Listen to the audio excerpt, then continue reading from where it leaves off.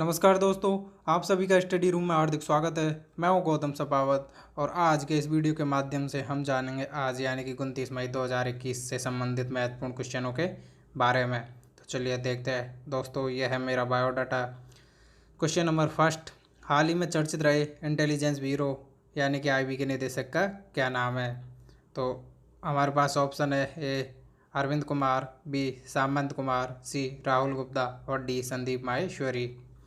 इसका आंसर बताने से पहले दोस्तों मैं आप सभी से कहना चाहूँगा कि आप जब कभी भी ऑनलाइन वीडियो के माध्यम से क्लास लेना शुरू करो तब आप अपने साथ नोटबुक एवं पेन भी लेके बैठा करो, ताकि आप जब कभी भी आपको टाइम मिले आप एक बार फिर से उसका रिवीजन कर सके और मेमोरी को लंबे समय तक बनाए रख सके, अर्थात ये जो क्वेश्चन है इन्हें लंबे समय तक याद रख सके। इसका जो सही आंसर है दोस्तों वो ऑप्शन ए है अरविंद कुमार। और इसके बारे में हम थोड़ा डिटेल से जान लेते हैं।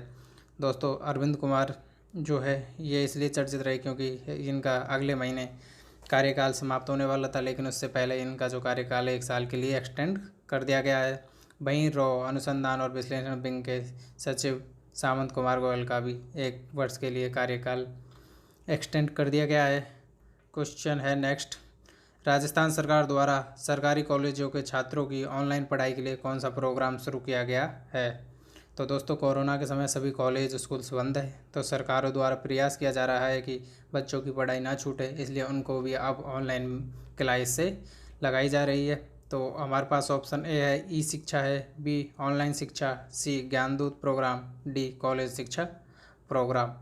दोस्तों आप भी अपने आंसर कमेंट बॉक्स में डाला करो और यदि कोई क्वेरी हो तो भी कमेंट बॉक्स में ड्रॉप किया करो। दोस्तों इसका जो सही आंसर है ऑप्शन सी है ज्ञानदूत प्रोग्राम। इसके तहत सरकारी कॉलेजों के जो रेगुलर स्टूडेंट्स हैं उनके लिए ऑनलाइन क्लास चलेगी, ऑनलाइन वीडियो अपलोड किए जाएंगे। नेक्स्ट क्वेश्चन, विजडन द्वारा हाल ही में जारी की गई अपनी report rest of world 11 one day cricket team का कप्तान किसे बनाया गया है? ऑप्शन ए है Rohit Sharma, B Glenn Maxwell, C Mitchell Starc और डी है विराट कोहली। तो इसका जो सही आंसर है दोस्तों वह है ऑप्शन डी यानी कि विराट कोहली। हाल ही में वर्ल्ड 11 टेस्ट टीम का भी कप्तान विजडन द्वारा जो टीम चुनी गई थी उसका कप्तान भी विराट कोहली जी को बनाया गया था और इसका कप्तान भी विराट कोहली को बनाया गया है।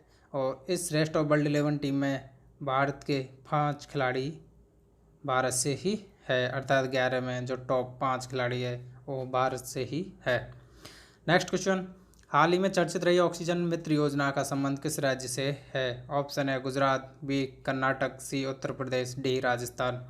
दोस्तों इसका जो संबंध है ऑप्शन डी इसका सही है, राजस्थान से है। हाल ही में भारतीय प्रधानमंत्री नरेंद्र मोदी जी के द्वारा राज्य के जिला कलेक्टरों के साथ ऑनलाइन मीटिंग की गई थी, उसमें बीकानेर के जो कलेक्टर थे उनके द्वारा ये योजना चलाई गई थी।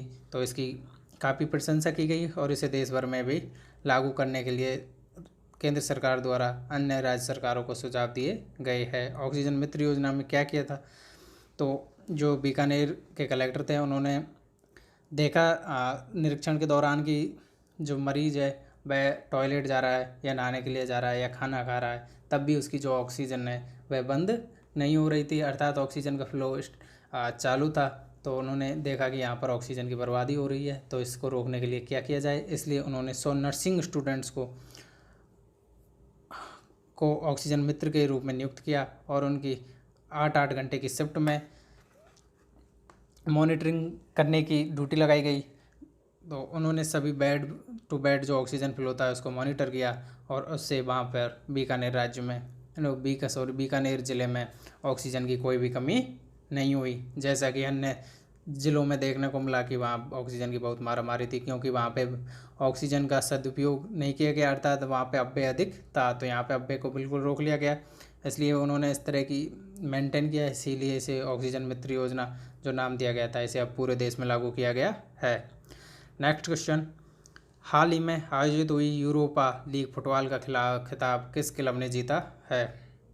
ऑप्शन है Barcelona, B Real Madrid, C Manchester United और डी है विलारियल। तो इसका जो सही आंसर ऑप्शन डी है, विलारियल ने जीता है। इसे 98 वर्षों के बाद विलारियल के द्वारा यूरोपा लीग फुटबॉल का खिताब जीता गया है।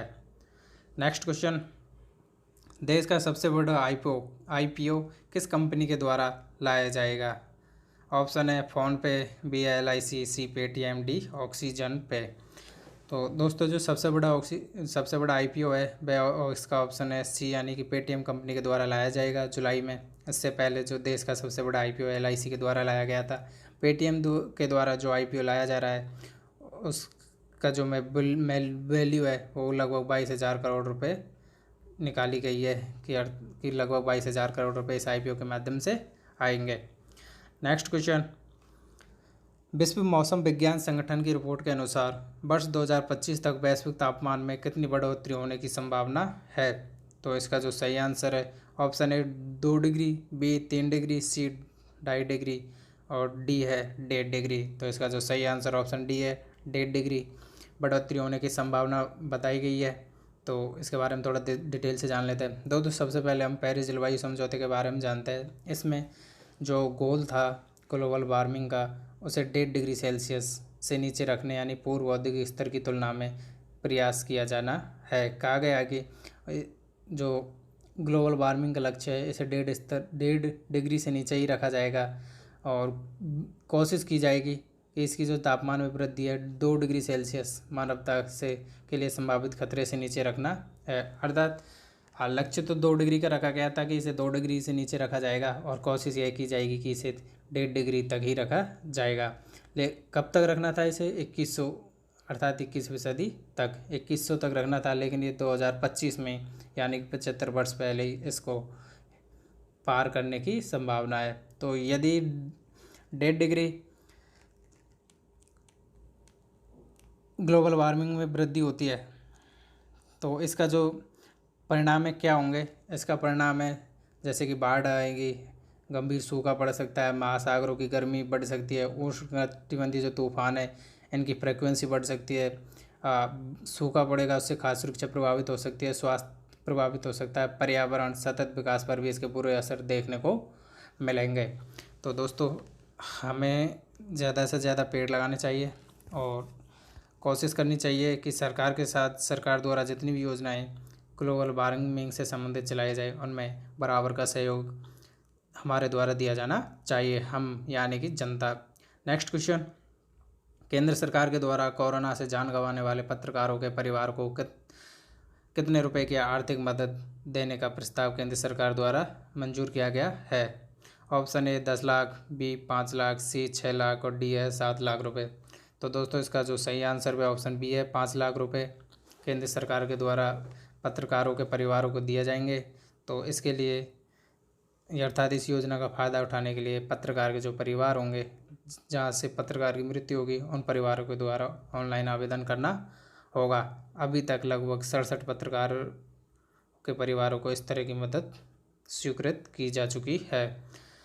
नेक्स्ट क्वेश्चन है, किस देश की सेना द्वारा वहाँ के राष्ट्रपति और प्रधानमंत्री को गिरफ्तार कर लिया गया है? तो देखो दोस्तों जिस देश में लोकतंत्र कमज़ोर होता है वहाँ पर सेना मजबूत होती है। तो यहाँ पे देखो सेना ने राष्ट्रपति और प्रधानमंत्री दोनों को गिरफ्तार कर लिया है।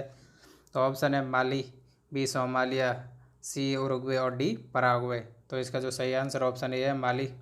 हालांकि देर रात तक इनके छोड़ देने की खबर आ रही थी कि इनको छोड़ दिया गया है, अर्थात इनको बंधक नहीं बना रखा है, अर्थात इन्होंने अपने पद से त्यागपत्र दे दिया है। त्यागपत्र देने के बाद ऐसे कहा जा रहा है कि इनको छोड़ दिया गया है, लेकिन इसकी पुख्ता खबर अभी आना बाकी है।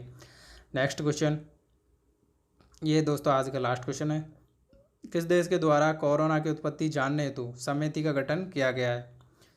दोस्तों कोरोना की उत्पत्ति को लेके जब से कोरोना आया तब से विवाद बना हुआ है और इसका जो बार बार आरोप है चीन पर लगाया जा रहा है कि वहाँ की वुहान लैब से यह वायरस निकला है, लेकिन चीन द्वारा बार बार मना किया जा रहा है कि ये यहाँ से नहीं निकला है, ये एक नेचुरल वायरस है, इसका चीन से कोई संबंध नहीं है।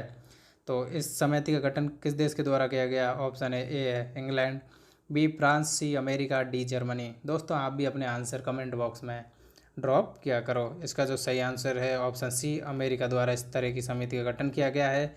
इस समिति को 90 दिन में अपनी रिपोर्ट देने के लिए कहा गया है कि आप अपनी रिपोर्ट 90 दिन में दोगे और बताओगे कि इसकी उत्पत्ति कहाँ से हुई है। तो इसी रिपोर्ट को लेके एक बार फिर से अमेरिका और चीन के मध्य तनातनी बनी हुई है। तो देखते हैं ये तनातनी किस करवट किस करवट ये तनातनी बढ़ती है, क्या इनके संबंध बिगड़ते हैं या फिर इसी तरह एक दूसरे पे आरोप मढ़े जाते हैं। क्योंकि चीन के द्वारा भी कहा जा रहा है कि अमेरिका अपनी जो लैब है वायरसों से संबंध उनकी जांच करवाए और वहाँ पर स्वतंत्र ऑडिटर भेजे जाए ताकि वहाँ की लैब की जांच कर सके। उनका मानना है कि यह जो वायरस है अमेरिका के द्वारा बनाया हुआ है। तो दोस्तों, यदि आप चैनल को लाइक कर रहे हो, पसंद कर रहे हो, तो कृपया करके चैनल को लाइक करें, अपने दोस्तों के साथ शेयर करें और चैनल को सब्सक्राइब करें। लेटेस्ट वीडियो का नोटिफिकेशन पाने के लिए बेल पर क्लिक करें और नोटिफिकेशन को ऑन करें। दोस्तों, घर पे रहो, सुरक्षित रहो, हंसते मुस्कुराते रहो। आप सभी को एक बार फिर से धन्यवाद।